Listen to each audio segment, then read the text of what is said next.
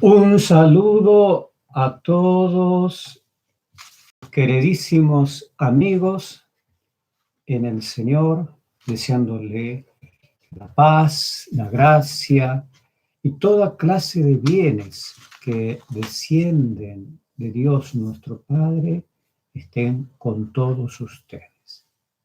Este curso, como lo dijimos en el video primero, es sobre la Sagrada Escritura y nos enfocamos particularmente en el último libro de la Sagrada Escritura, de los 73 libros que componen la Biblia, que es el Apocalipsis del apóstol San Juan.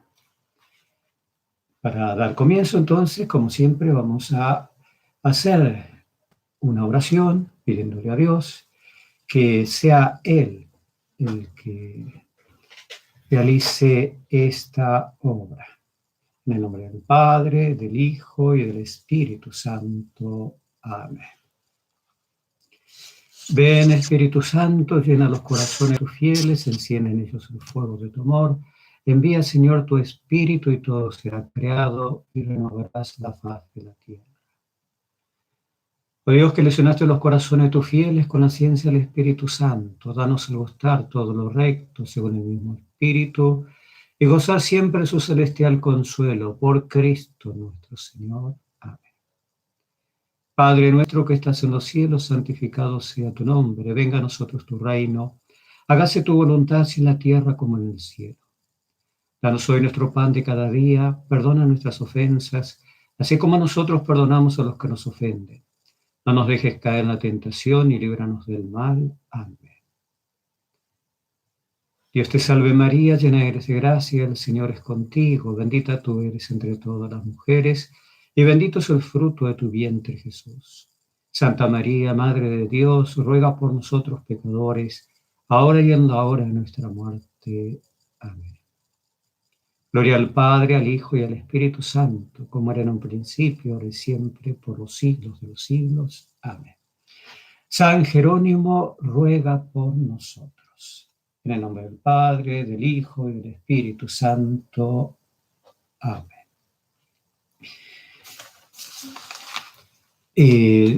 Dijimos en el primer video, lo repetimos brevemente en este, repetiremos algunas cosas, conceptos del primer video, pero muy brevemente, porque ya lo tienen en el primero, lo pueden volver a ver y fijar cualquier concepto que está en el primer video. Simplemente repetiremos a lo largo de este algunas cosas, tal vez para agregar más detalles o profundizar más sobre ese concepto, esa idea. Entonces, que esta interpretación, la interpretación es del padre Leonardo Castellani y el libro se llama El Apocalipsis de San Juan. Incluso, ya lo vamos a ver en este video, que el padre también dice, no es mía la interpretación, sino que la interpretación fue hecha a lo largo de la historia, especialmente por grandes santos. Apocalipsis es revelación, es decir, Dios que conoce todo, en Dios no hay ignorancia, dice justamente en la Sagrada Escritura, el Salmo. Entonces, Él, en su divina providencia, San Agustín hermosamente, váyanse grabando en los nombres de estos grandes santos, y que la Iglesia, aparte de proclamar su santidad, también le da a algunos santos el título de doctor. Doctor, ¿qué quiere decir? Que lo que ellos han escrito tiene una enseñanza importantísima que nos explican, profundizan la fe de tal manera que la hacen clara, la hacen correcta, exacta, es decir, no contiene ningún error. Entonces, ellos son los que han expuesto todas estas enseñanzas, que ahora vamos a ver que el padre dice que él ha tomado, ha leído un San Agustín, un San Alberto Magno, un Santo Tomás de Aquino, en todas sus exposiciones que han escrito en distintos momentos de la historia, no todos juntos. Y por lo tanto, él, haciendo toda esa lectura, es que expone. Él explica que tiene dos ventajas. La primera, se considera él un enano o un microbio, ahora que estamos con el coronavirus, ante estas personas. Por la capacidad de estas personas, San Agustín y Santo Tomás de Aquino, unas inteligencias únicas, podríamos decir. A Santo Tomás de Aquino, ¿no? Al apóstol, ¿cierto? O cualquier otro Tomás. Está también Santo Tomás Moro. Santo Tomás de Aquino tiene el título, se lo conoce como el doctor angélico, de ángel. Es decir, los ángeles no se ponen a razonar como nosotros, bueno, esto, se me formó la idea, ahora lo entiendo. No, ellos directamente entienden. Por eso, por un solo pecado que cometieron una parte de los ángeles, no todos, ellos en ese único acto entendían todo y perfectamente, mejor que Adán y Eva y todo lo demás, o cada vez que nosotros pecamos, qué era lo que estaban haciendo, cuáles eran las consecuencias y todo lo demás. Por eso, un solo pecado y condenados eternamente.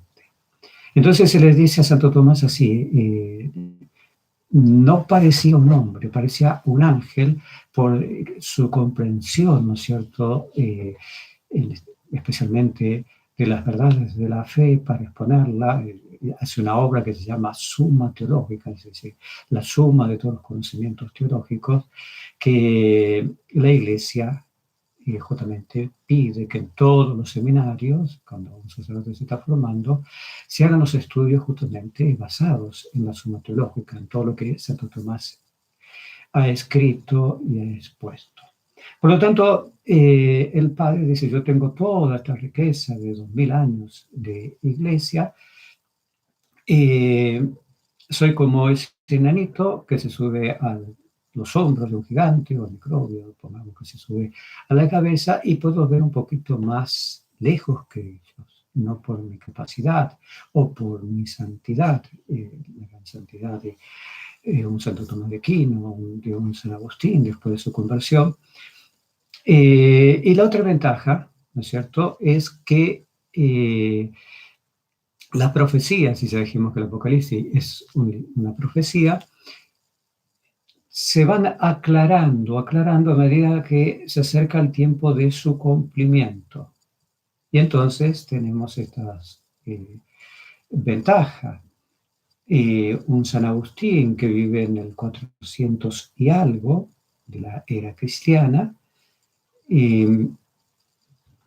no tiene todo la historia que tiene ya el padre Castellani, podríamos decir 1600 años, han pasado más que San Agustín, y por lo tanto, ¿no es cierto?, él puede ver un montón de cosas que ya se cumplieron y en tiempo de San Agustín no se habían cumplido, y se les aclara más el panorama.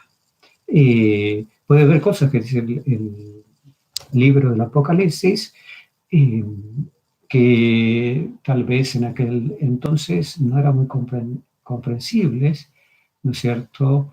Escorpiones con una cola de fuego, cosas así. Nosotros hoy podemos decir, bueno, podría ser un misil, una cosa así. Ejércitos de 200 millones de hombres, tiempo de San Agustín, y esto como tanta gente. Pero a medida que se va desarrollando la historia, todo esto entonces se hace más claro, más posible. El ejemplo claro es nuestro Señor Jesucristo, que mm, le explica a los discípulos de Maús, lo hemos visto hace muy poco en este tiempo de la Pascua, aparece en el tercer domingo de Pascua, Jesucristo se le aparece a los discípulos de Maús y esto como están desilusionados, tristes, porque tienen una esperanza distinta en el Mesías prometido por Dios, en primer lugar a nuestros padres, a Adán y Eva, y en segundo lugar ya a su pueblo elegido, en Abraham, y que ellos habían hecho de esa idea del Mesías, del Salvador, una idea más bien terrenal, política. Será un David que reinará entre nosotros, y ese reino que Jesucristo siempre dijo, el reino de los cielos, eh, es un hermoso título, pero el reino de los cielos aquí en esta tierra. Como desgraciadamente nosotros seguimos cometiendo ese error y siempre estamos pidiendo a Dios el paraíso en esta tierra, en vez de estar pidiéndole justamente que nos dé la vida eterna, que nos alcance justamente esa herencia eterna. Por lo tanto, entonces Cristo le explica a esos dos discípulos de Maús, le dice que necios, ¿no es cierto?, para entender la Escritura, que duros de corazón, para justamente comprender la Escritura, porque en ella, desde Moisés, le explica hasta todos los profetas, les va a estar diciendo que el Mesías debía sufrir, ese Mesías doliente, el siervo doliente, ¿no es cierto?, de Isaías, y le fue explicando todo. Miren, el rey David profetiza, ¿no es cierto?, 1000 años antes de Jesucristo vivió, ¿no es cierto?, que Jesucristo sería crucificado, que sería crucificado entre dos malhechores, que no le quebraría ninguno de sus huesos, que soltarían sus vestiduras. Entonces, para nosotros, eso es carísimo, ¿cierto? Leemos la Pasión de Jesucristo en los Evangelios, leemos en la Sagrada Escritura lo que el rey David profetizó y lo entendemos perfectamente. ¿Por qué? Porque ya se cumplió esa profecía y entonces se hizo más que clara. Entonces, el padre dice eso. Otra de las ventajas que tiene con estos grandes, grandiosos doctores de la iglesia, santos, aparte de conocer él todo lo que ellos escribieron, que está más cerca, ¿no es cierto?, el tiempo pasado, y algunas han cumplido de las profecías y otras, ¿no es cierto?, nos acercamos cada vez más a su cumplimiento. Esa es la segunda gran ventaja que él tiene. Pero decimos, la interpretación que hace el padre Castellani, dice, no es mía y tampoco menos nuestra, ¿no es cierto?, ya que nosotros no estamos interpretando el Apocalipsis, simplemente estamos haciendo un poco más amplia la interpretación que él hace, se queda un montón de conceptos que para un sacerdote, ¿no es cierto?, que decíamos, ha pasado muchos años estudiando en un seminario y después también se sigue formando, sí, son accesibles, pero para personas que Dios los ha llamado a otra vocación, la familia, también grupos apostólicos que llevan su tiempo, no han podido, ¿no es cierto?, como un sacerdote, estar entre 7 años a 10 años, las 24 horas en un lugar donde se va a dedicar a la oración y otro tiempo al estudio, al conocimiento y a profundizar en la fe. Por lo tanto, Lo que hago es simplemente eso, explicar un montón de conceptos que el padre pone directamente para que sean más accesibles a todas aquellas personas que son deseosas, que están deseosas de profundizar en la fe. Cualquier persona que escribe, cualquier persona, pero normalmente lo hacen si un obispo escribe algo, si un sacerdote escribe algo, y un laico escribe algo, pero incluso puede ser una persona que no tuviera fe. Cuando uno escribe algo que se refiere a la fe católica, puede escribir eso, mandarlo a una imprenta y después la imprenta editará los libros y según la propaganda que tenga, ¿no es cierto? Ese libro será vendido, no será vendido, será un bestseller o quedará ahí oculto, habrá sido una pérdida de tiempo y de dinero. Y puede ser así, pero también puede ser cuando se trata de exponer la fe católica, puede decir, quiero que sea revisado por la autoridad eclesiástica de la iglesia competente para que ellos den una certificación, un aval de que esto está conforme a la fe. Que acá que el católico que quiera leer esto, no dude que acá no hay ningún error en la fe, que no va a terminar confundido y por ahí va a estar viendo cosas o creyendo cosas que no corresponden. Hoy vamos a ver si llegamos, ¿no es cierto?, a ver la primera herejía que surge en la historia de la Iglesia. Entonces, que no estoy cayendo en ninguna herejía. Entonces, lo que se hace, muy bien, he escrito este libro, lo acabo de terminar, por favor, ¿me pueden revisar esto? Las personas que están a cargo de eso.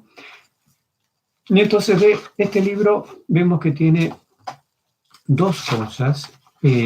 Una se llama Nikilostat, que quiere decir que no hay nada en todo lo escrito que vaya en contra de la fe, que sea un obstáculo para la fe, que contradiga algunas de las verdades de la fe, de los dogmas, si son fe definida de la Iglesia expresamente. Entonces, el padre termina, según lo que él da esta fecha, Día de la Trinidad de 1956, 64 años más o menos,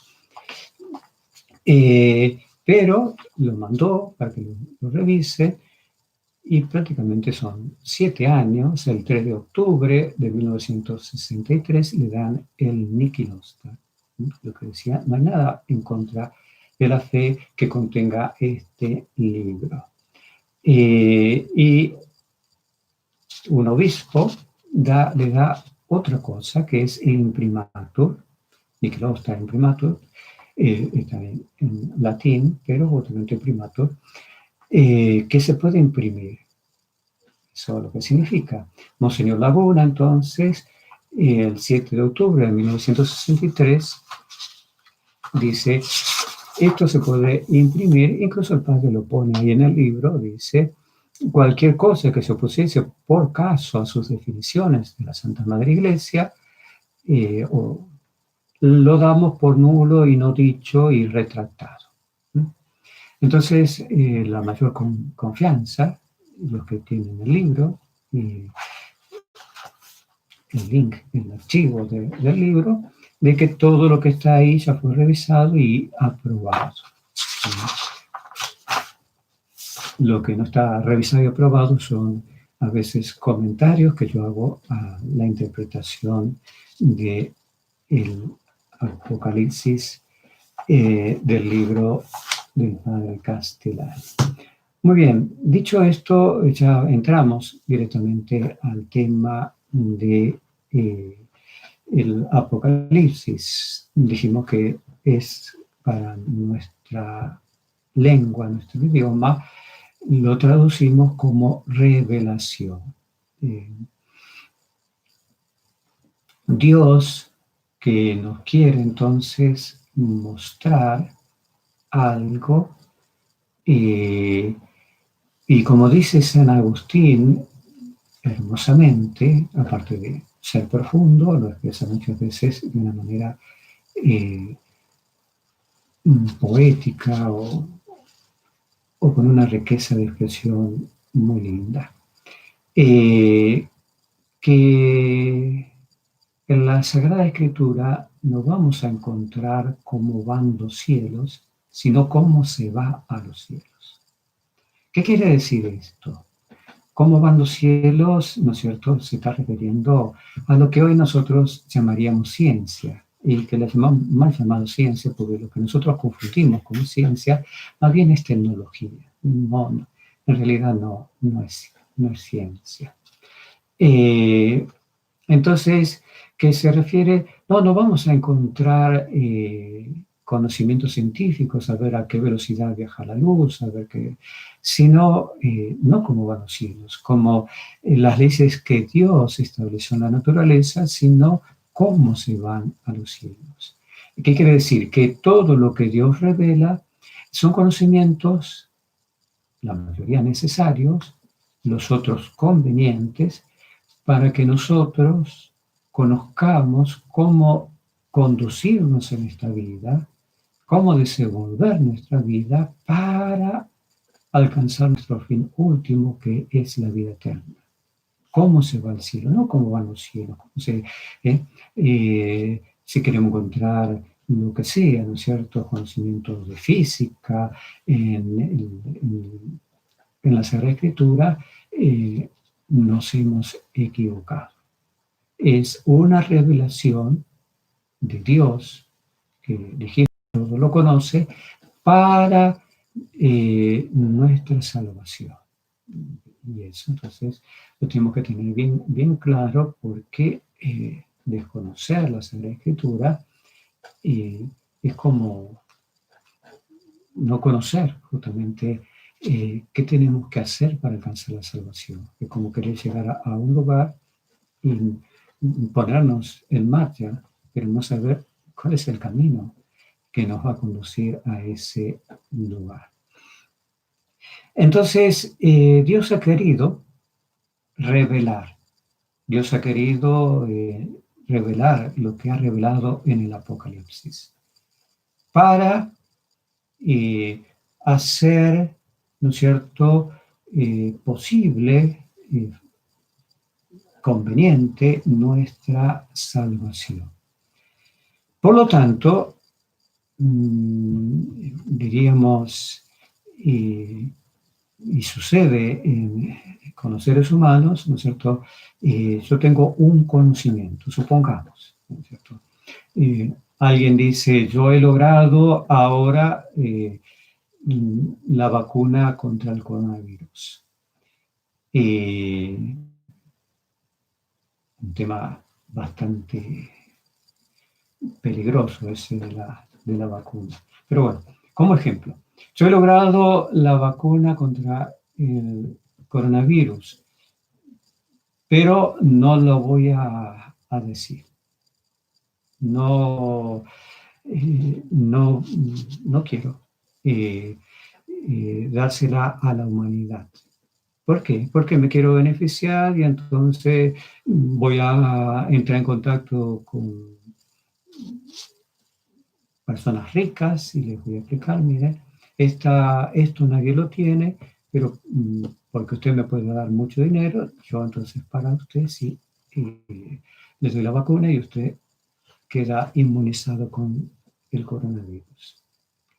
Esa podría ser nuestra actitud frente a Dios cuando nos acercamos al Apocalipsis y pensamos que Dios entonces ha querido en este libro jugar a las adivinanzas. En este libro ha querido decir cosas que no las podemos entender. No se entiende. Entonces, ¿de qué se trata? ¿Qué está haciendo Dios? Eso sería justamente todo lo contrario a una revelación.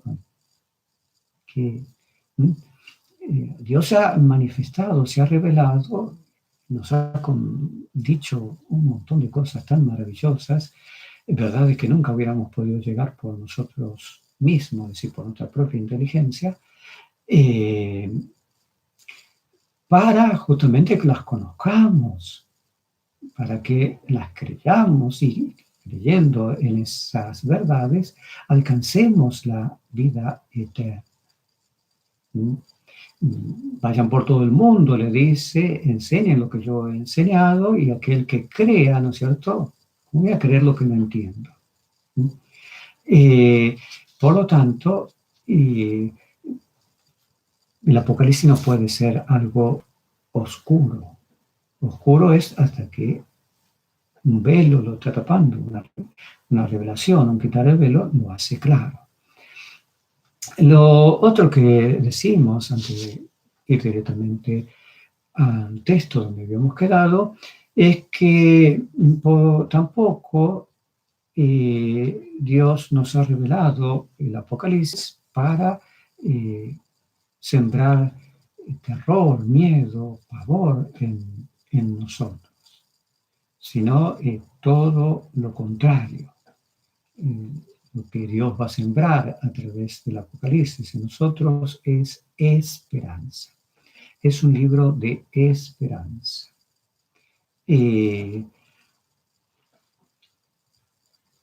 Otro de los motivos por el cual Dios revela, especialmente en el Apocalipsis, y revela profecías a lo largo de toda la Sagrada Escritura, pero el Apocalipsis es, diríamos, una pura profecía, es que Dios justamente quiere que conozcamos su plan, conozcamos su plan. El plan que ha diseñado a lo largo de toda la historia. Y por lo tanto, ¿cuál es la ventaja de conocer el plan de Dios? Evidentemente, ¿no es cierto? Tener conocimiento de algo siempre va a ser una ventaja. Supongamos, Jesucristo cuando es tomado prisionero en el huerto de los olivos y San Pablo, ahí hace un acto de valentía, que después no lo tendrá, saca su espada, le corta la oreja a un tal manco, pero Jesucristo lo detiene, le dice, envaina tu espada, o no piensas que yo puedo ya, pedir a mi Padre más de 12 legiones de ángeles, las cuales vendrían mi ayuda, una ayuda mucho mejor que lo que estaba prestando San Pedro en ese momento. Pero dice, ¿cómo se va a cumplir la Escritura? Usted lo puede encontrar en San Mateo, capítulo 26, versículo 54. ¿Cómo se va a cumplir la Escritura? Es decir, que Cristo sabía que justamente todo eso tenía que suceder. Evidentemente, Cristo tenía un conocimiento pleno de todo lo profetizado.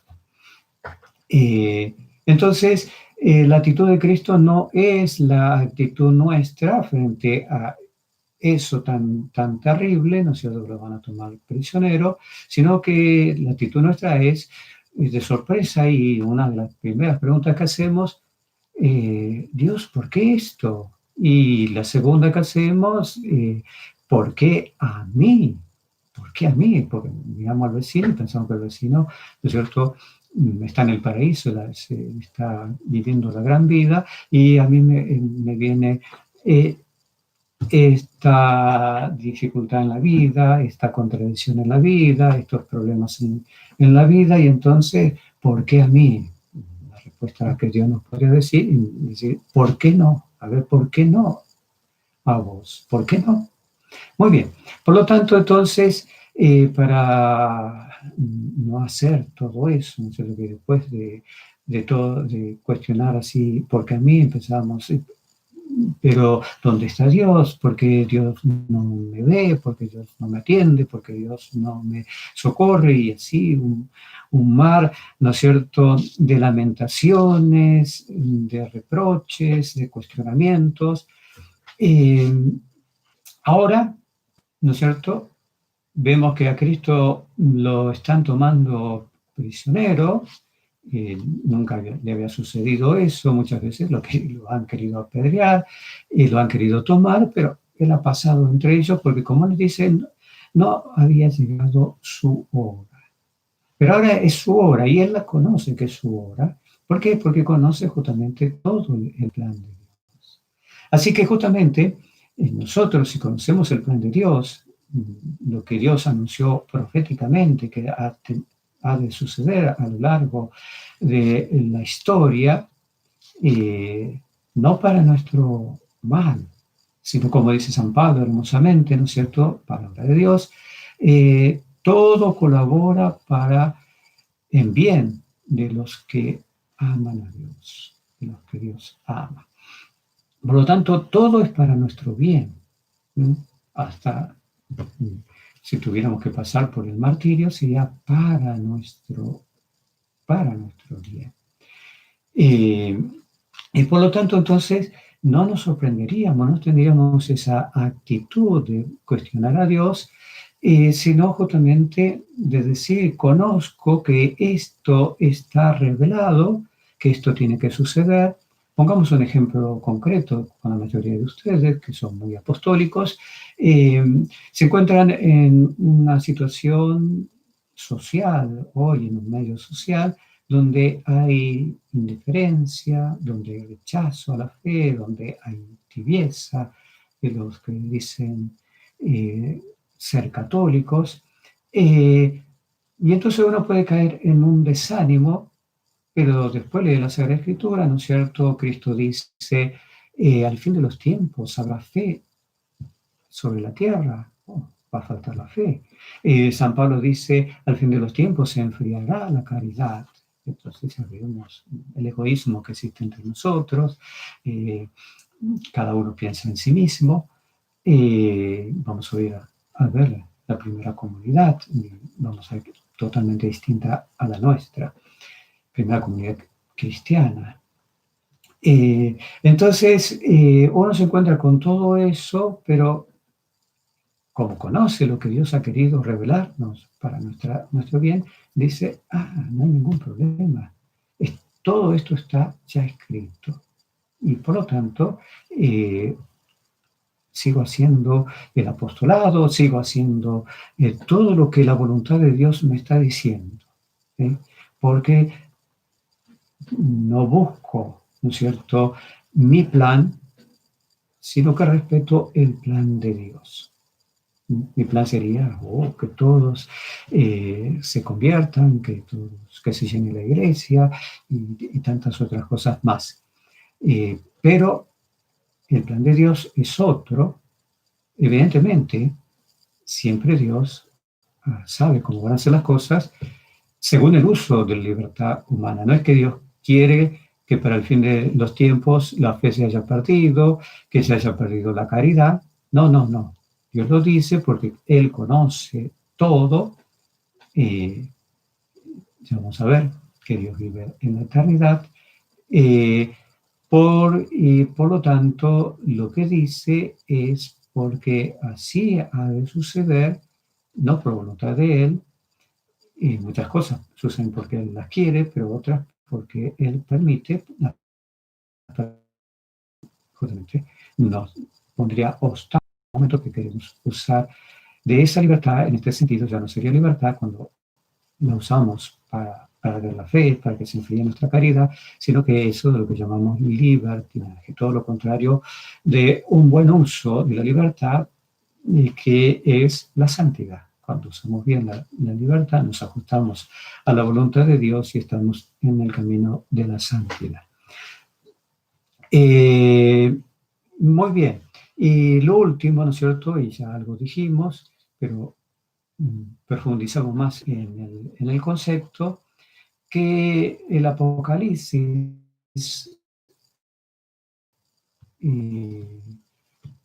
se ha escrito en un género literario que se llama apocalíptico. Habíamos visto que la lectura de la Sagrada Escritura se debe hacer literalmente, y los escritores sagrados, los autores sagrados, que Dios usa como instrumento para escribir la Sagrada Escritura, han escrito la Biblia, los distintos libros, bajo distintos géneros literarios. Y habíamos visto que géneros literarios, uno es el histórico, entonces narro historia, otro puede ser el poético, narro poesía, es un género literario propio de Jesucristo, es el de las parábolas. Y hay otro género literario que se llama Apocalipsis, evidentemente por el nombre del Apocalipsis, en el cual entonces se hace mucho hincapié a la perseverancia. Diríamos que el género literario del Apocalipsis es un género literario de resistencia. ¿Por qué resistencia y perseverancia? Porque sí habla de tiempos difíciles, de tiempos de persecución de la fe, y entonces en esos tiempos necesitamos mantenernos firmes, ser fuertes, perseverar en la fe. Entonces es un género literario para perseverar. Habla de las dificultades, de las persecuciones, pero justamente que lo grandioso de este género literario muestra que Dios es el dueño de la historia y que entonces esa esperanza, porque es un libro de esperanzador, ¿no es cierto? No es para causar terror, miedo, sino todo lo contrario, para decirnos Dios es el dueño de la historia y el triunfo ya está dado.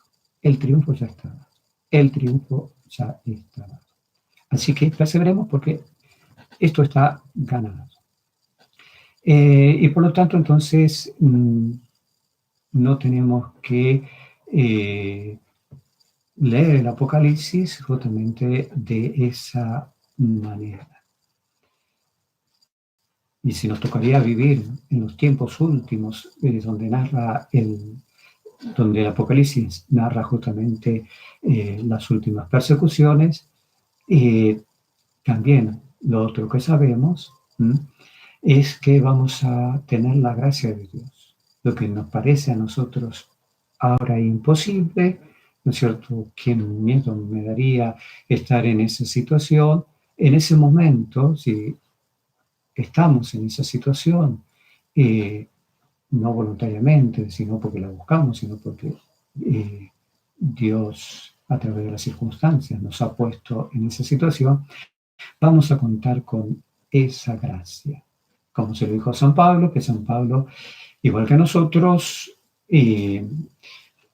tenía a Satanás ahí que le estaba clavando un aguijón en su carne, ya lo explicaremos más adelante, y le pidió 3 veces, Señor, por favor, sácame esto de encima. Y Jesús, en la tercera vez, en su tercera petición, le responde, le dice, Pablo, te basta mi gracia, que en la debilidad triunfa. Si nos miramos a nosotros, entonces, evidentemente, listo, estamos perdidos. Si tenemos que pasar por lo que van a pasar los que vivan en los últimos tiempos. Ahora, si lo pensamos desde la fe, voy a tener la gracia, la obra va a ser de Dios y me voy a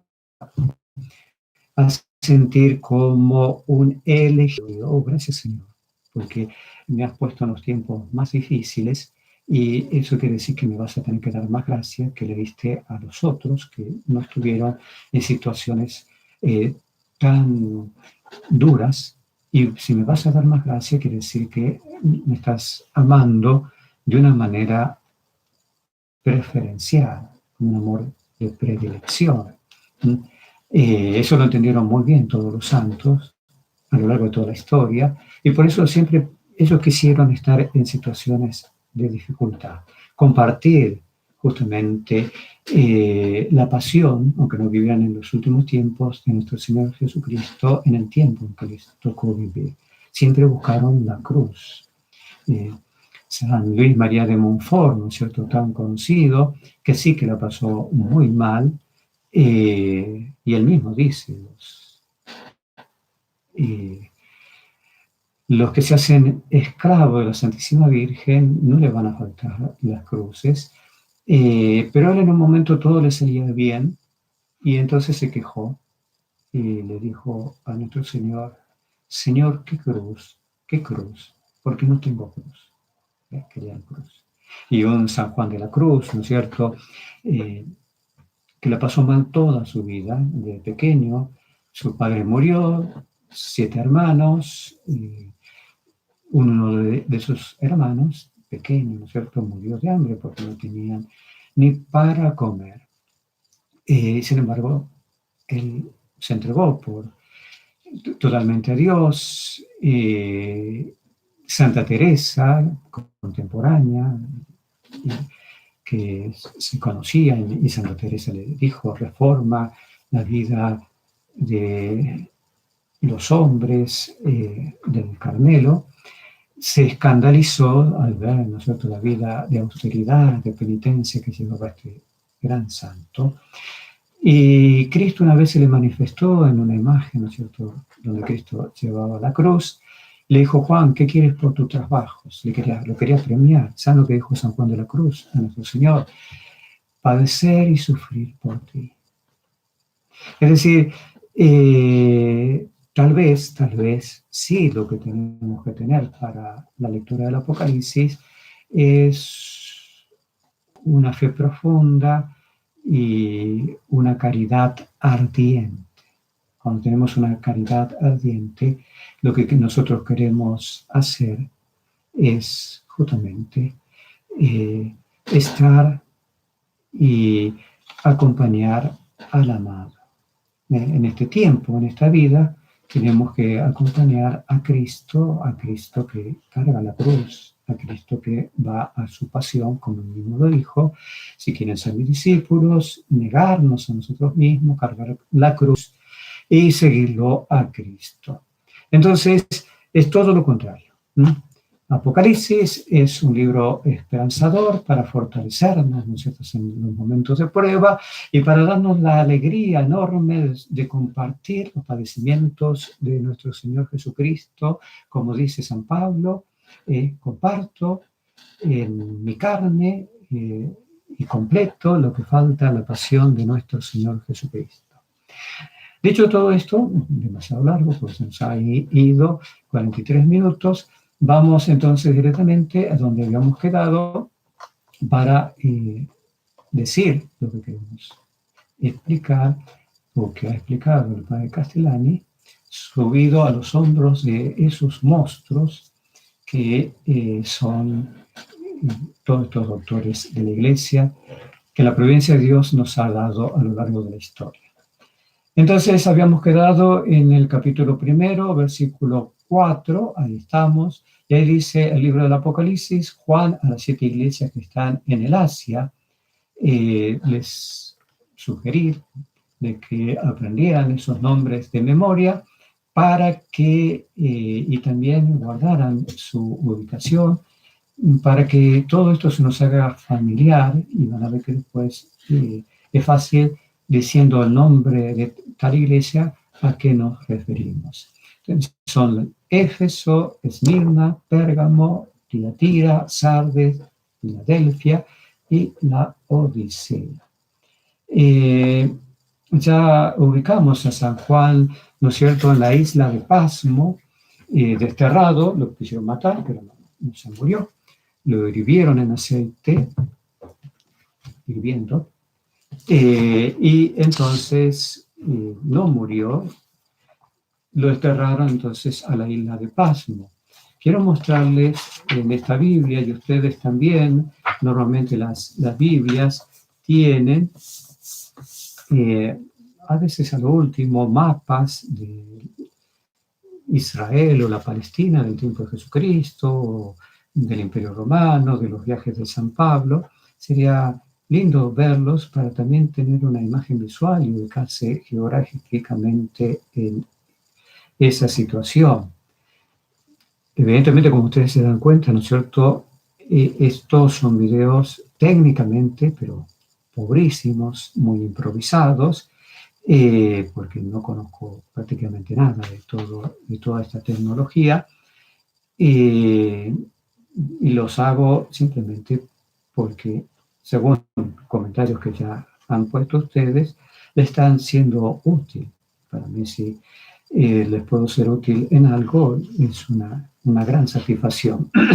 Pero, y por eso le digo, técnicamente no son lo que deberían ser, porque ahora le voy a acercar a la cámara, no sé si lo voy a lograr, justamente la imagen que sale de la ubicación geográfica de estas 7 iglesias a las que se va a referir San Juan. Ahí van a ver también la isla de Paz, ¿no?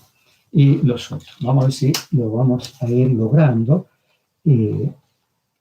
según lo que puedo ver ese cuadrito que ustedes están viendo. Entonces, no sé si después lo pueden detener y ampliar y ver. Ahí están entonces ubicadas en rojo las 7 iglesias. Él es el obispo, aunque desterrado, ¿no es cierto?, de Éfeso, y le escribe, sería como un arzobispo, y le escribe entonces a estas 7 comunidades. No por ocurrencia de él, sino por mandato de Jesucristo. Y entonces vamos a interpretar estas 7 iglesias, pero ahora lo que le decía al principio. Tenemos a San Agustín, que vive en el 400 y algo, y que él escribe en un libro que se llama La Ciudad de Dios, hermoso libro, y enorme libro, ¿no es cierto?, donde, como le digo, se expresa de una manera muy hermosa, aparte de muy clara y muy profunda. Dice, el amor de Dios hasta el desprecio de sí mismo ha fundado la ciudad de Dios, el amor de sí hasta el desprecio de Dios ha fundado la ciudad del hombre, allí en ese libro de la ciudad de Dios. Es decir, aquello que Cristo dice, ¿no es cierto?, el trigo y la cizaña, que estarán juntos hasta el fin del mundo. San Agustín dice lo mismo. Estas dos ciudades conviven, están mezcladas, y al fin del mundo entonces se dará el juicio y la separación. Entonces, en ese libro, La Ciudad de Dios, San Agustín, justamente haciendo la interpretación al Apocalipsis, que toma el padre Castellani, todo el tiempo que el libro abraza, saber desde la primera venida de Cristo hasta el fin del siglo, en que será su segunda venida. Es decir, el Apocalipsis es un libro que profetiza toda la historia, desde que Cristo funda su iglesia hasta su segunda venida. San Jerónimo, que hemos invocado al comenzar este video, lo hacemos porque él es el patrono de los estudios bíblicos, y el Papa también es contemporáneo de San Agustín. Le encomendó que tradujera la Sagrada Escritura, que ya explicamos que fue escrita en 3 idiomas, el hebreo, el arameo y el griego, que la tradujera al latín. ¿Por qué? Porque en el tiempo que fue escrito, especialmente el Antiguo Testamento, el Nuevo Testamento, que son no más de 100 años, mucho menos, para escribir el Nuevo Testamento, se supone que el apóstol San Juan ha vivido 100 años, empiezan a escribir. El primer libro que se escribe del Nuevo Testamento es el Evangelio de San Marcos. Empiezan a escribir después, entonces, del 33, cuando Cristo ya ha muerto, mucho después. Así que, evidentemente, son mucho menos de 100 años, podemos decir 70 años, en los que se escribe el Nuevo Testamento, Y el último que escribe en el Nuevo Testamento es San Juan, no necesariamente el Apocalipsis, la tercera carta de San Juan, es lo último que se ha escrito. Entonces, el Papa le pide a San Jerónimo, ya han pasado, desde que se escribió la Sagrada Escritura, más de 300 años, y 300 años bajo un imperio, ya se ha impuesto el latín en todo el imperio, la lengua del Imperio Romano. Entonces, traduce la Sagrada Escritura al latín, a la lengua vulgar, vulgata se va a llamar la traducción de San Jerónimo. Es decir, tenía grandes conocimientos de la Sagrada Escritura, tenía grandes conocimientos también de esas tres lenguas, el arameo, el hebreo y el griego. Y así se va a Belén, se mete en la cueva de Belén, ¿no es cierto?, ahí llevando penitencia. Ustedes, si ven una imagen de San Jerónimo, lo van a ver con una piedra en su mano, que hacía penitencia, golpeándose el pecho con una piedra. Y ahí entonces, ayunando y haciendo oración, hace la traducción. Se le atribuye entonces también a San Jerónimo una famosa obra que se llama La Glosa o Glosa, en donde también expone que justamente estas 7 cartas, estas 7 iglesias, son 7 momentos, 7 periodos que abarcan desde el comienzo de la iglesia hasta el final. San Alberto Magno, que después de San Agustín y de San Jerónimo, en la Edad Media, en la Alta Edad Media, Magno quiere decir grande, ¿no es cierto?, al Papa Juan Pablo II, San Juan Pablo II también se dice Magno, ¿no es cierto?, por la magnitud, la grandeza de su pontificado. En este caso, San Alberto, doctor de la Iglesia, también por las obras que ha hecho. Y entonces él escribe, y estas son palabras textuales de su obra, por Éfeso, lo tienen ahí en el libro del Padre Castellani, por Éfeso entendemos el estado o la iglesia, ¿no es cierto?, del tiempo de los apóstoles, lo que vamos a ver hoy. Por Esmirna, el tiempo de las persecuciones, que son desde el 68 o 67, el año 67, 0067, hasta más o menos el 313, donde está el edicto del emperador Constantino, de que terminamos con las persecuciones y los martirios de los católicos. Después sigue después de Éfeso, de Esmirna, Pérgamo, el tiempo, ¿no es cierto?, de los grandes confesores y doctores de la Iglesia, por Sarde, el tiempo de las divisiones que surgen en la Iglesia, los cismas y todo lo demás, aunque hoy vamos a ver que se da en el tiempo apostólico la primera de las herejías que va a conocer la Iglesia. Y entonces después pone en el tiempo de Filadelfia y de la Odisea el tiempo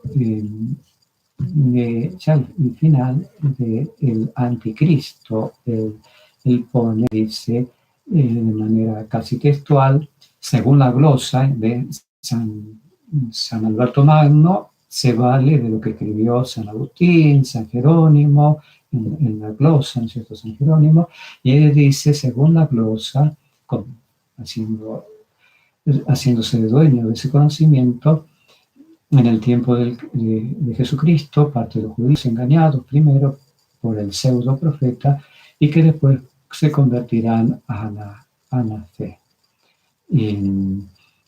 Si nosotros estamos, como ya comentamos, lo que dice el padre Castellani, que estaríamos en el tiempo de la iglesia de Sarde, por lo tanto hasta ese tiempo todo está más que claro, faltarían 2 iglesias, la Odisea bueno, primero Filadelfia, después la Odisea, pero justamente como esas cosas no han sucedido todavía, hay una dificultad en comprender bien a qué tiempos corresponden esas iglesias, porque vamos a ver que existe un concepto que se llama milenarismo. Lo vamos a explicar en el próximo video. Es un tema muy interesante y que hace entonces a veces dificultoso ubicar bien dónde se va a dar ese tiempo. Como la última iglesia de la Odisea, pues supuestamente sería ahí. Y el fin de los tiempos estaría en la de Filadelfia, el tiempo inmediato que vamos a tener, no sé si nosotros, pero la generación que nos sigue, no sé cuántas generaciones, que van a vivir.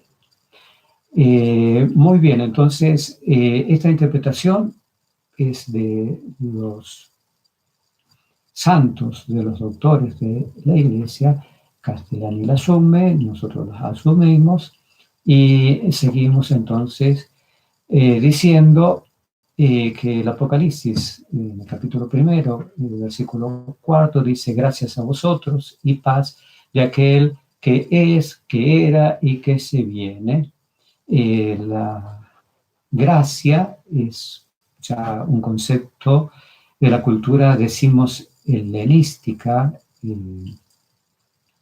que se refiere a toda la mitología griega, es como el símbolo griego, Helena, y por lo tanto es un concepto griego, que no está escrito en griego, y que es la manera de buenos deseos en la cultura griega.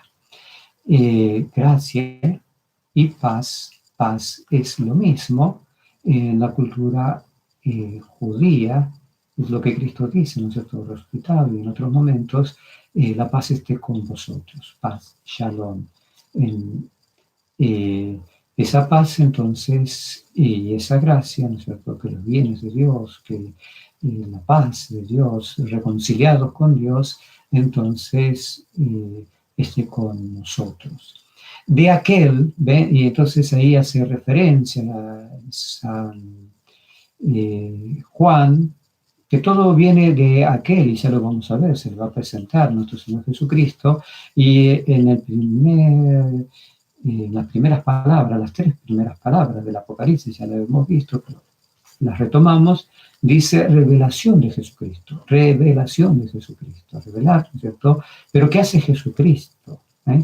Entonces, y ahora vuelve a reafirmar cuatro versículos después de este encabezamiento, dice, de aquel. ¿Y quién es ese? Jesucristo. ¿Quién es? El que es, el que era y el que se viene. Y acá entonces, cuatro características de nuestro Señor Jesucristo, disculpe, el que es, el que era y el que viene. Tres características, dice el padre Castellani, señala San Juan de nuestro Señor Jesucristo. Señala la divinidad. ¿Por qué? Porque el que es, yo soy el que soy, le dice a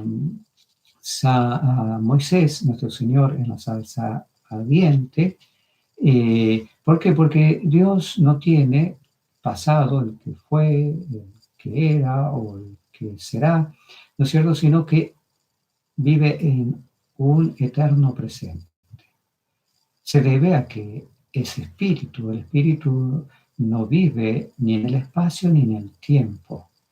No son las características propias del espíritu, del espacio y del tiempo. Son las características necesarias propias de la materia, no del espíritu. Decimos son accidentes de la materia, el tiempo y el espacio. Entonces, en cuanto a Dios no fue, no tuvo un pasado, ni tendrá un futuro. Él es. Cuando queremos hablar del concepto justamente de eternidad y decimos Dios es eterno, lamentablemente no decimos lo que la eternidad es, no definimos lo que es la eternidad, sino que expresamos negativamente lo que no es la eternidad. No es alguien que haya tenido principio, no es alguien que tendrá fin. Pero en positivo, que es la eternidad, no lo podemos decir. Eh, Eso lo disfrutaremos eternamente si haciendo la voluntad de Dios y con la gracia de Dios alcanzamos la salvación. Entonces el que es por siempre es Dios, es la divinidad que Jesucristo tiene. El que era, entonces se refiere a su humanidad. ¿Por qué? Porque siendo el que es siempre, aunque parezca una contradicción, en un momento al hacerse humano y tomar un cuerpo humano, entonces se hace presente por la materia de ese cuerpo en la historia, que es el tiempo, y la cronología del tiempo, en sus hechos que suceden, y en el espacio. Cristo vivió en un espacio físico, en Israel de aquel entonces, eh, ubicando primero en Belén, diríamos, después en Egipto, después en Nazaret y así, siempre ocupando un lugar físico. Entonces era en ese sentido, en cuanto que San Juan cuando escribe, nuestro Señor ha dejado de ocupar un tiempo y un espacio físico para estar a la derecha de Dios Padre. Y cuando escuchamos esa expresión, decimos, bueno, entonces si está a la derecha, quiere decir que hay un espacio físico, un lugar. No, Dios no tiene lugar, es espíritu, el cielo no es un lugar, es un estado, es el estado de la posesión de todos los bienes, del bien en sí mismo, que es Dios, y por lo tanto estar a la derecha es como el rey, que tiene a su derecha la reina, o el emperador, que tiene a la derecha la emperatriz, y por lo tanto se entendía, no siempre se daba así, que todo lo que el emperador tenía y ejercía y su poder también lo tenía la reina o la emperatriz. Quiere decir que esa humanidad de Jesucristo llega a un estado de divinización tal, de compartir el mismo ser divino, que esa humanidad queda divinizada, es divina, es criatura, la criatura no puede ser Dios, es una cosa creada, pero en Jesucristo esa humanidad no lo podemos entender. Alcanza ese estado pleno de la divinidad por la cual sí, a la humanidad de Cristo nosotros la adoramos. Y por lo tanto no llegamos a comprender realmente lo que nuestro Señor Jesucristo es.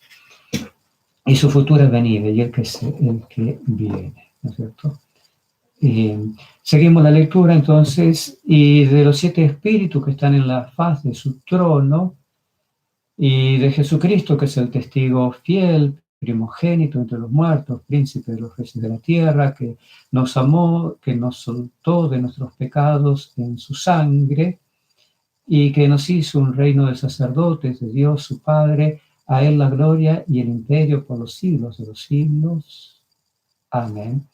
No vamos a comentar todos estos títulos de nuestro Señor Jesucristo, porque aparecen en cada una de las 7 iglesias, no todos juntos, sino uno por uno, ¿no es cierto? A cada una le va a corresponder un título, menos a la última, la Odisea, que tendrá un título distinto a todos estos. Entonces lo comentaremos en el momento en que entremos a cada una de las iglesias y lo veamos en eso. Sí, que ya estamos en el versículo 7.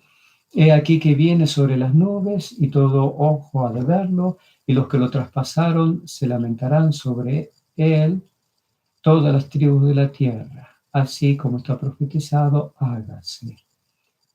sus Biblias tienen una traducción, como ya lo dijimos, un poco más fluida. Acá la de Jerusalén dice: mirá qué bien, acompañado de nubes, todo ojo le verá, hasta los que le traspasaron, y por él harán duelo todas las razas de la tierra. Sí, amén. Ya sabemos, lo explicamos, esta traducción del padre Castellani es un poquito más tosca, diríamos, para ser más fiel al griego. Dijimos la famosa frase que usan todos, que traducen, traductor, traidor. Es decir, si queremos hacer una traducción fluida a otro idioma, que ese idioma sea fluida, entonces tenemos que hacer ciertas traiciones, es decir, se perderían, quiere decir, matices, y que a veces esos matices son importantes porque nos harían comprender mejor, más en profundidad, en este caso, importantísimo, la revelación que Dios nos quiere dar. Este versículo 7 nos da pie también a hacer un comentario, lo hace el padre Castellani, que todo lo que acá San Juan ha puesto está en toda la revelación. Dijimos que es el último que escribe la Sagrada Escritura, así que él tiene todo el Antiguo Testamento y ya todo el Nuevo Testamento. Él lo va a estar completando con el Apocalipsis, con sus cartas, pero ya tiene conocimiento de todo lo demás. Y él hace entonces, va a ir tomando textos y los va a ir enlazando, juntando, a lo largo del Apocalipsis. Está lleno de textos de la Sagrada Escritura.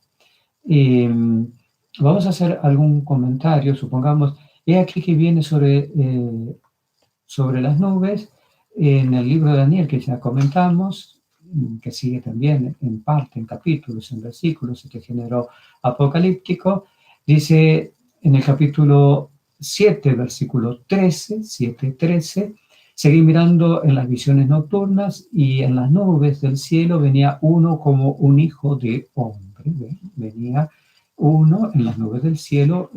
El Apocalipsis entonces toma esa profecía. Vamos a ver que la misma profecía está tomada por Jesucristo. Jesucristo lo hemos escuchado en el video anterior, haciendo hincapié en el versículo de San Mateo 24, que habla de la profecía justamente de Daniel, y ahí dice, ¿no es cierto?, capítulo 24, San Mateo, versículo 30, y verán al Hijo del Hombre que viene sobre las nubes del cielo con poder y gloria. Y más adelante en San Mateo, ya no hablando con sus apóstoles de la destrucción de Jerusalén y al mismo tiempo del fin del mundo, en el versículo 26 de San Mateo 64, en el Sanedrín, delante del sumo pontífice y de todo lo que lo acusaban, y que Jesucristo prácticamente no respondía a nada. Entonces el sumo sacerdote, usando la autoridad de Dios como sacerdote, le dice: te conjuro por el Dios vivo que nos diga que si tú eres el Mesías, el Cristo.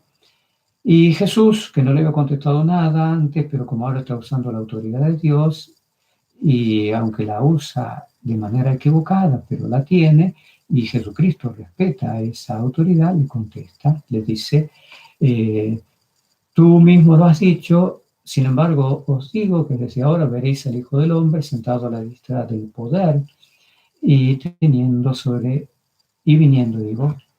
las nubes del cielo. Y así también lo pone San Marcos en el capítulo 13 y San Lucas en el 21. ¿Qué queremos decir?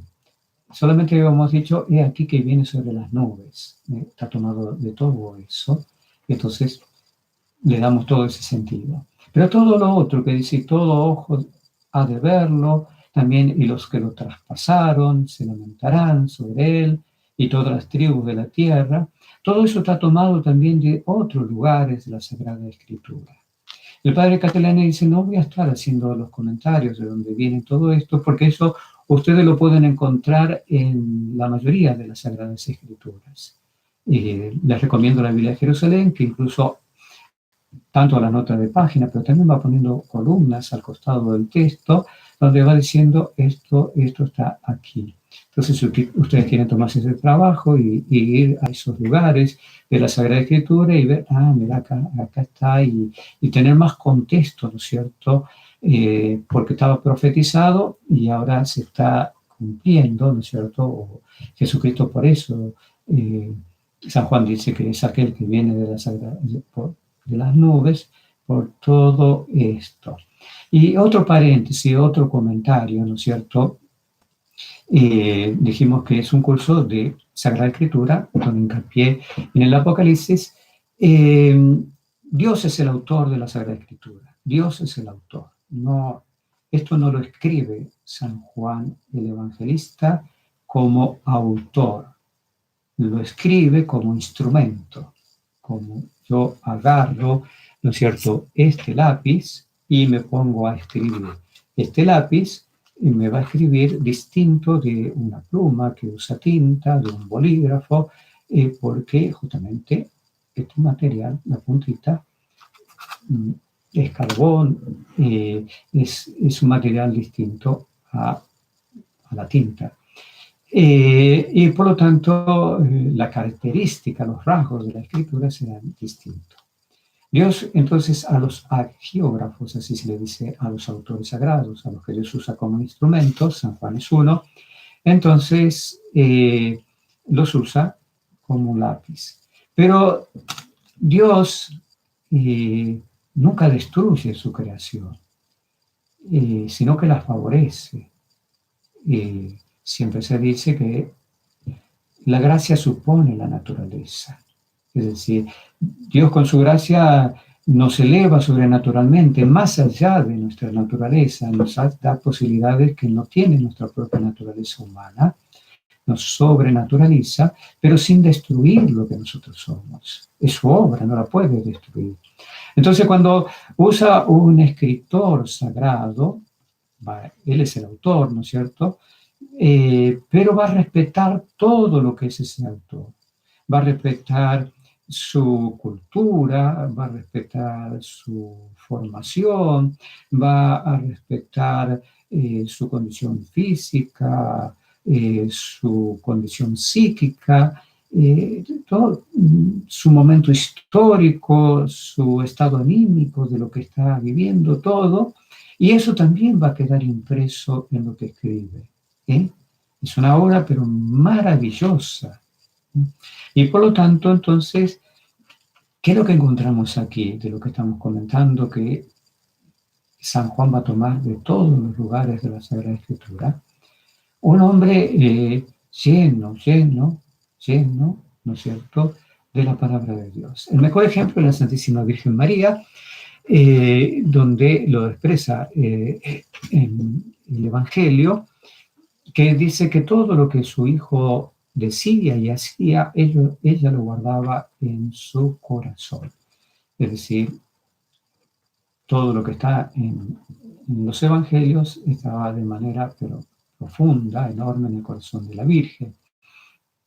Pero cuando el ángel la saluda a la Virgen y le dice lo que Dios quiere de ella, que sea la Madre de Dios, Jesucristo no había nacido. ¿Qué tenía la Virgen en su corazón? Tenía justamente la palabra de Dios.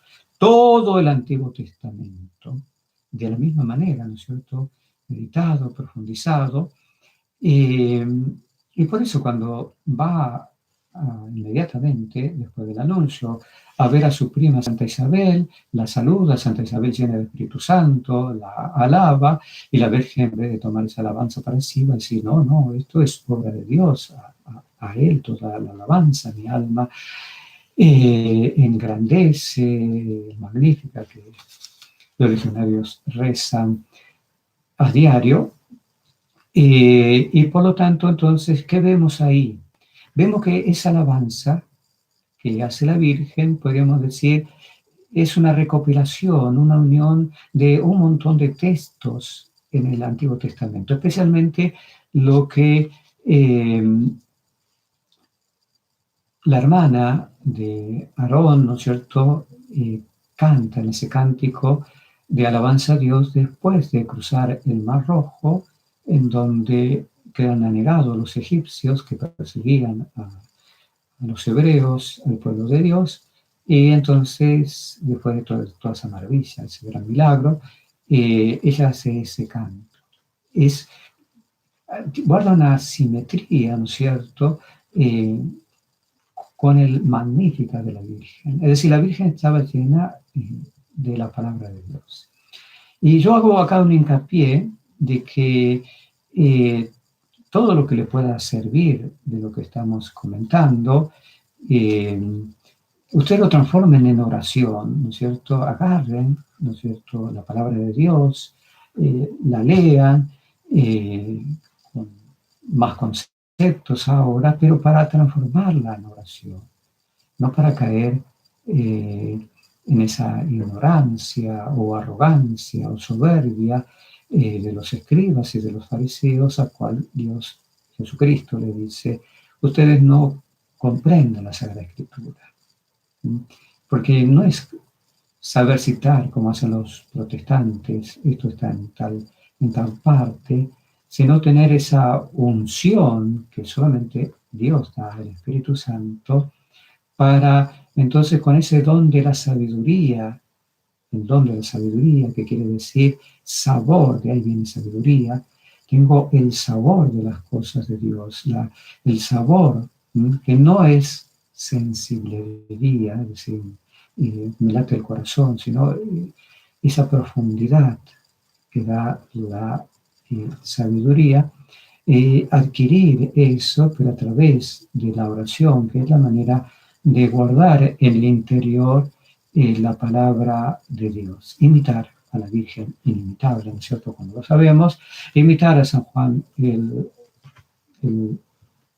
apóstol, ve que todas estas cosas nos vaya dejando en el Apocalipsis. Cómo acercarnos a una lectura verdadera, a una lectura de la palabra de Dios, no a una lectura protestante. Yo soy el alfa y el omega, dice el Señor, el Dios, el que es, el que era, el venidero, el pantocrator.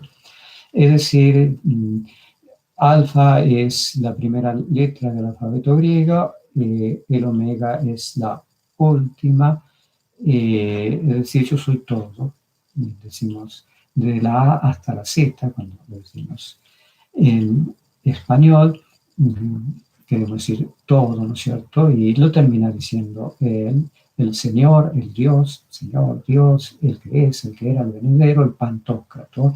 Ustedes deben tener otra manera, el Todopoderoso. Esta es una palabra griega con mucho significado que ahora vamos a explicar. Pan en griego, quiere decir todo, el que es el todo. Estamos ahora ya en el versículo 9. Yo, Juan, el hermano vuestro, socio en la tribulación, ven, él escribe desde justamente este destierro y este martirio en pasmo a los que están también en la misma situación, que están siendo perseguidos por la fe, estas revelaciones, porque es el tipo y el antitipo. Acá, ¿no es cierto?, está describiendo una persecución que ya se está dando y que se seguirá dando por 300 en la iglesia, y entonces este libro será maravilloso para esos 300 primeros años, pero como tipo, no es que fue escrito y lo que dice es una revelación de esos 300 años, no, ese es el tipo, ¿no es cierto? Sí, muchas de las cosas van a suceder en esos 300 años, pero como antitipo futuro para los últimos tiempos, que también, y para también a lo largo de la historia de la Iglesia, que también va a ser lo mismo para los últimos tiempos, va a ser el libro lleno de esperanza para los santos de aquellos tiempos. En Jesús, hallándome en la isla de Pasmo, por el verbo de Dios, ¿no es cierto?, por el testimonio, dice testimoniar a Jesús, por eso, ¿no es cierto?, es que me andaban persiguiendo y yo me guardé la palabra de Dios. Fui elevado en espíritu un domingo, y oí una voz de mí, grande, a manera de trompeta, ya vamos a ver, explicar, y con eso creo que vamos a terminar, eh, que dijo: lo que ves, escríbelo en un libro y envíalo a las 7 iglesias, a Éfeso, Esmirna, Pérgamo, Tiatira, Sardes, Filadelfia y la Odisea. Y volviéndome a ver la voz, esta voz que era tremenda, ¿no es cierto?, que era como grande a manera de trompeta, vi 7 candelabros, todavía no ve quién va a estar entre sus candelabros, y en medio de los 7 candelabros ahí vi como hijo de hombre vestido de túnica, ceñido a los pechos, con cinto de oro, la cabeza y los cabellos blancos y como lana blanca, igual que nieve, y los ojos de él como llama de fuego, mas los pies eran semejantes a sofá fundido en el crisol, y una voz como ruido de riadas, llevado en la diestra mano 7 estrellas, y en su boca irrumpía una espada, o de su boca irrumpía una espada de doble filos, y el rostro como el sol en su ceniz, y cuanto lo hube visto caía a sus pies como muerto, mas él puso su diestra sobre mí, diciendo, es decir, vio esto y cayó como muerto. Le sucedió como a San Pedro en su segunda vez que veía a Jesucristo o estaba con él, que fue a las orillas del mar de Galilea, en Cafarnaúm, donde Jesucristo le pide la barca a San Pedro para predicar, predica, y después le dice que navegue el mar adentro, echen las redes para pescar. No habían pescado nada en toda la noche. San Pedro estaba muy cansado, ¿no es cierto?, y muy frustrado, pero se ve que le escuchara a Jesucristo esa predicación, entonces, pensando que no iba a sacar nada, dijo, no,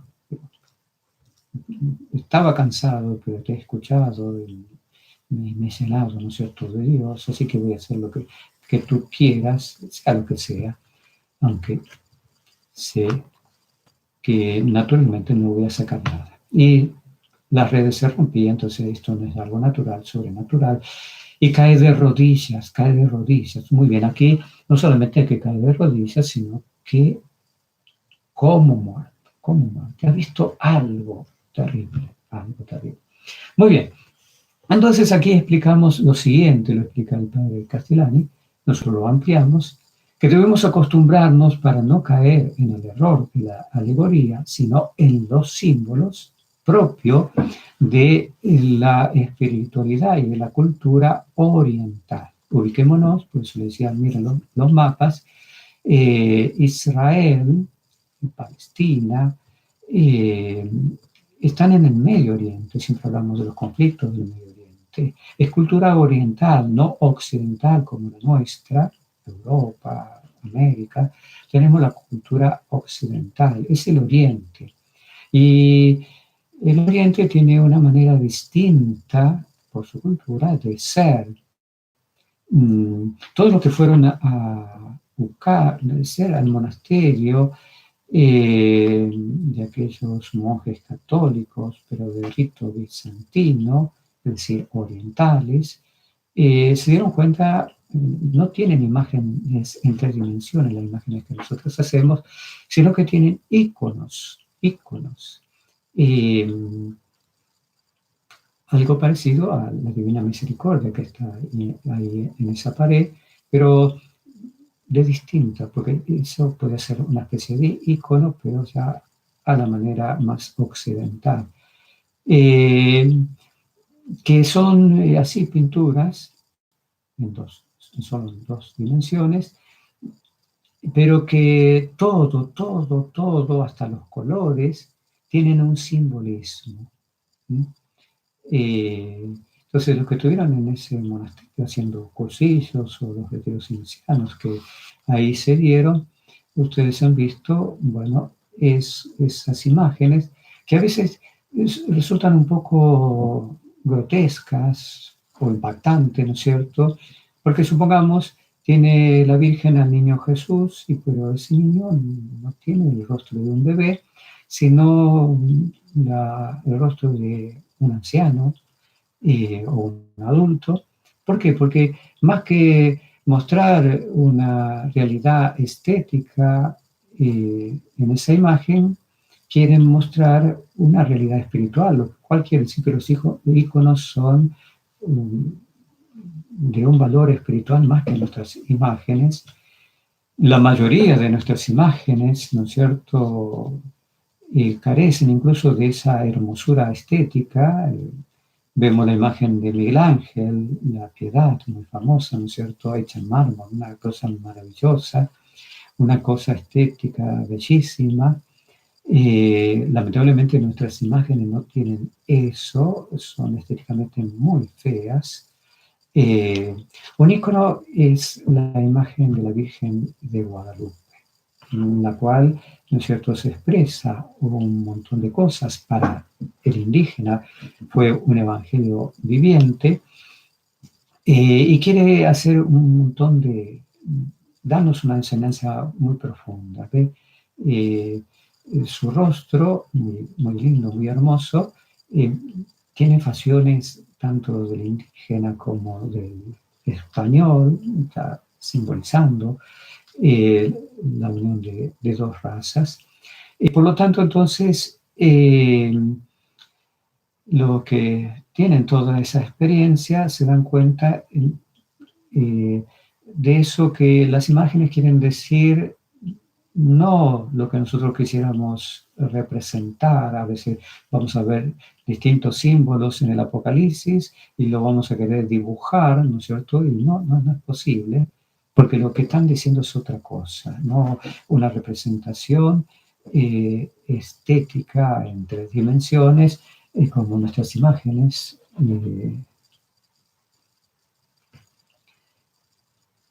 Miren entonces ahora este comentario. Habíamos citado a San Alberto, y si nosotros haríamos en nuestra cultura occidental, usaríamos la alegoría que es propia nuestra, que San Juan no la conocía, conocía el simbolismo. Entonces, podríamos hacer esta interpretación que lo pone San Alberto. Después vamos a ver otro santo que se va a quejar, incluso de su propio hermano.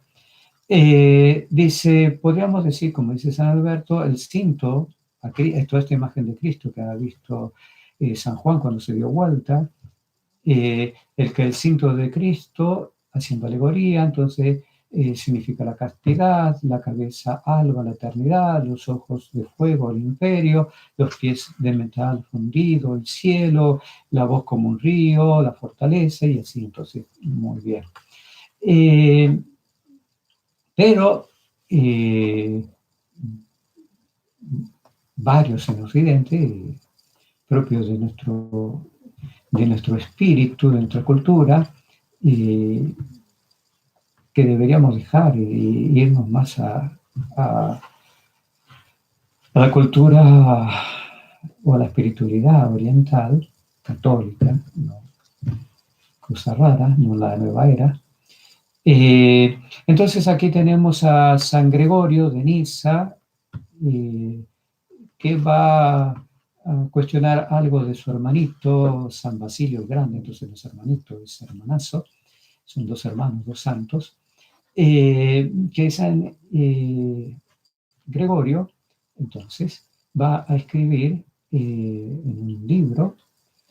Esto escribe, mire: conozco las reglas de la alegoría, no por haberlas yo inventado, sino por haber topado en otros libros. Los que no siguen el sentido literal de la escritura no llaman al agua agua, sino cualquier otra cosa, interpretan planta o pez como se les antoja, explican la naturaleza de los reptiles o de las fieras, no de acuerdo a lo que son, sino a lo que cuadra a sus alegorismos, tal como los intérpretes de sueño, ¿no es cierto? Yo, en cambio, cuando veo la palabra hierba, no entiendo otra cosa sino hierba, planta, pez, fiera, y así. Tomo todos estos términos en sentido literal, porque no me avergüenzo del Evangelio. Lo toma de San Pablo, que dice que no se avergüenza del Evangelio. Lo decía en otro contexto, evidentemente, San Juan, pero toma esa frase para decir, no le voy a dar otro sentido alegórico, ¿no es cierto?, a lo que Cristo, la Sagrada Escritura está diciendo, porque voy a terminar diciendo o dando otra enseñanza de lo que la Sagrada Escritura encierra. Y por lo tanto, justamente comenta el padre Castellani que es todo esto que aquí hemos leído, es hay una imagen simbólica de ver a nuestro Señor Jesucristo, el que le está hablando, el que le manda justamente ver estas revelaciones y después ponerla en su libro, una imagen majestuosa, Pantocrator, justamente, ¿no es cierto?, respondiendo al griego, a los íconos, de nuestro Señor Jesucristo, que no lo pudo mantener en sus piernas, le flaquearon, se cayó de rodillas y quedó tan espantado como casi muerto.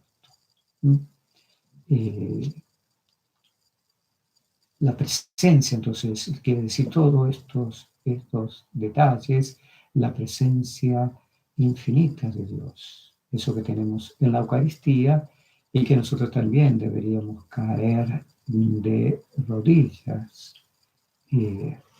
Solo al nombre de Jesús deberíamos hacerlo cuanto más ante la Eucaristía. Como ven, el tiempo se nos ha ido, sigue diciendo, entonces escribe lo que ha visto que hay ahora y que será después, el misterio de las 7 estrellas, y que las 7 estrellas, lo dice ahora mismo, son los ángeles y los 7 candelabros son la iglesia, el misterio entonces de todas estas iglesias, del todo el tiempo de la iglesia, por eso que hay ahora y que se dará después, de tanto el tipo como el antitipo, como que Jesucristo le está explicando, todo esto se refiere al tiempo de la iglesia, y muy bien, entonces ahora vamos a tener que dejar y vamos a entrar en la primera iglesia, que es la de Éfeso, que va a ir desde los apóstoles hasta el 67 o 68, que es la muerte de Nerón, del emperador Nerón.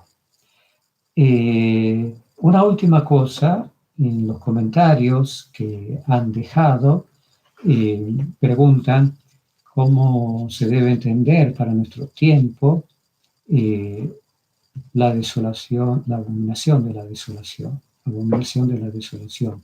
La escribe Daniel 500 años antes que Jesucristo, en San Mateo, capítulo 24, que ya lo hemos comentado, justamente retome esa profecía, y que después de la muerte de nuestro Señor Jesucristo, en el año muy inmediatamente, más o menos 6 años, algo así, se haga el tipo de esa profecía, como lo explicamos también en el primer capítulo. Entonces es una profecía que va a dar su cumplimiento, hecha 500 años antes, 500 años después se va a dar su cumplimiento como tipo, y no sabemos cuántos años más todavía, ya han pasado 2500 años desde que Daniel la dijo, tendrá su cumplimiento como antitipo. Como tipo, ya dijimos, en tiempos del emperador Calígula, se endiosaban los emperadores, se decían dioses, y querían recibir ese culto, hacían imágenes de ello, y Calígula hizo su imagen y quería meterla en el templo de Jerusalén, lo cual era la profanación de todas las profanaciones, la abominación de la desolación.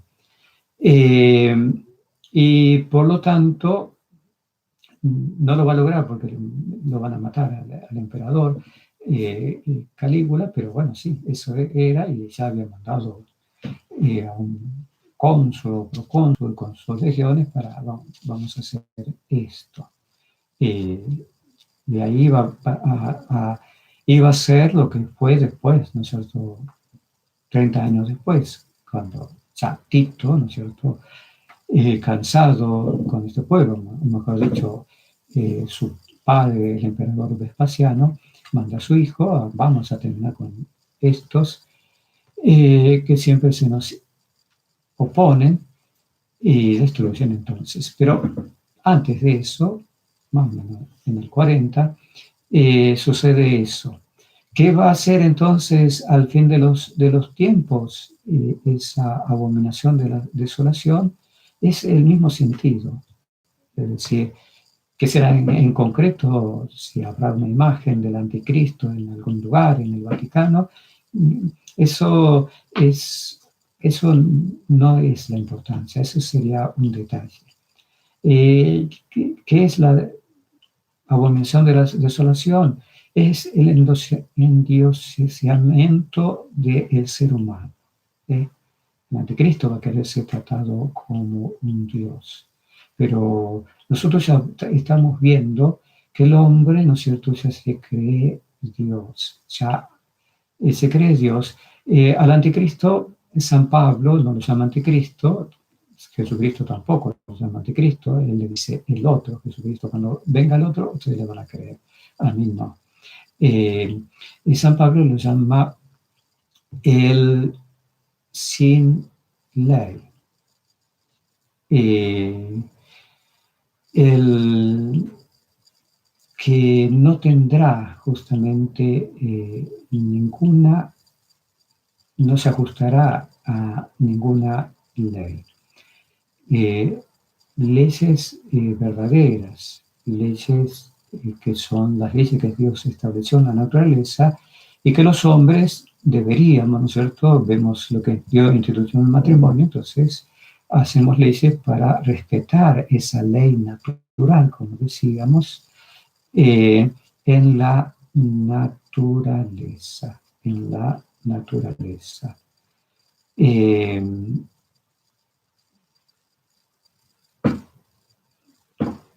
Vemos el aborto y vemos un montón de otras cosas.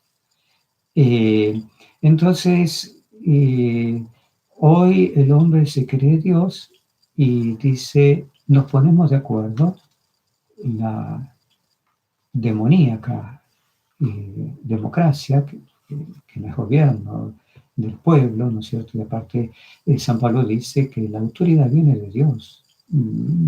Decir que la autoridad o la verdad viene de un conjunto de personas es un error. La autoridad está en Dios, y Cristo se lo dice incluso a Pilato cuando lo juzga. No tendrías autoridad si no se te hubiera dado de lo alto. Es decir, no, es que todos nos pusimos de acuerdo y ahora entonces vamos, cae una ley de divorcio porque para pobre gente, ¿no es cierto? ¿Cómo va a estar aguantando? Si ya no se quiere, ¿no es cierto? Que los dos felizmente rehagan su vida, ¿no? La vida ya está, no se rehace, tenemos una sola.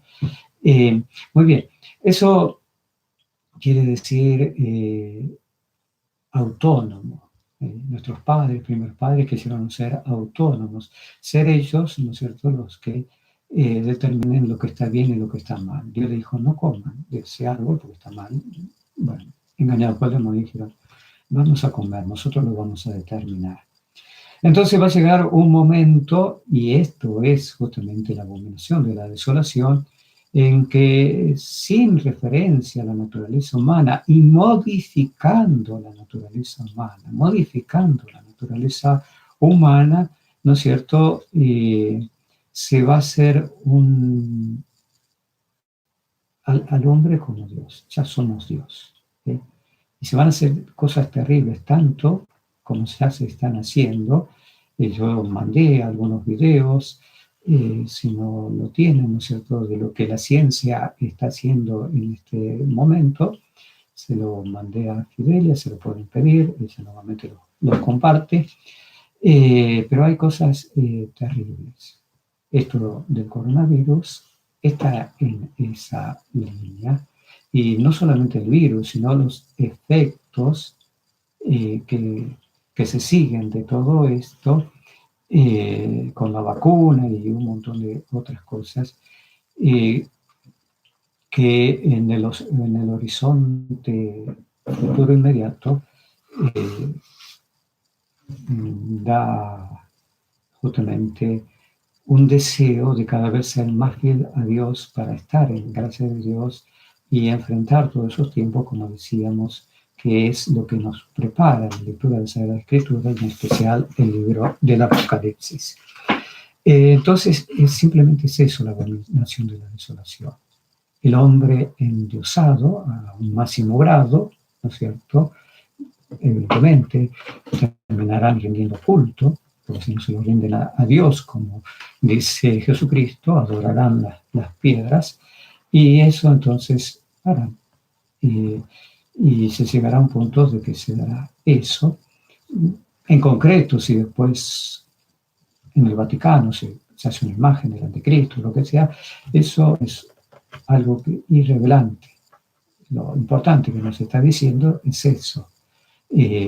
A medida que nos vamos seguimos en ese camino demoníaco, porque eso es lo que le propuso el demonio a nuestros primeros padres por sus propios medios, llegar a ser Dios, no dejarse que Dios nos haga verdaderos hijos de Él. Y ahí sí que seremos igual que Dios, sino con nuestros propios medios, estamos llegando a esa desolación o a esa abominación de la desolación. Como siempre, termino, me pasé, les dejo la bendición de Dios y también manifestarle el gran gozo que es, como ustedes algunos han puesto en los comentarios, que le está sirviendo estos videos y el gran gozo de serles útil en nuestro camino hacia la casa del Padre y ayudar. En ese sentido, no hay satisfacción más grande. Incluso hay una gran promesa en la carta de Santiago que aquel que ayude a la conversión de un alma, a su santificación, tiene la propia asegurada. El Señor esté con vosotros, que la bendición de Dios Todopoderoso, Padre, Hijo y Espíritu Santo, descienda sobre todos ustedes y permanezca para siempre.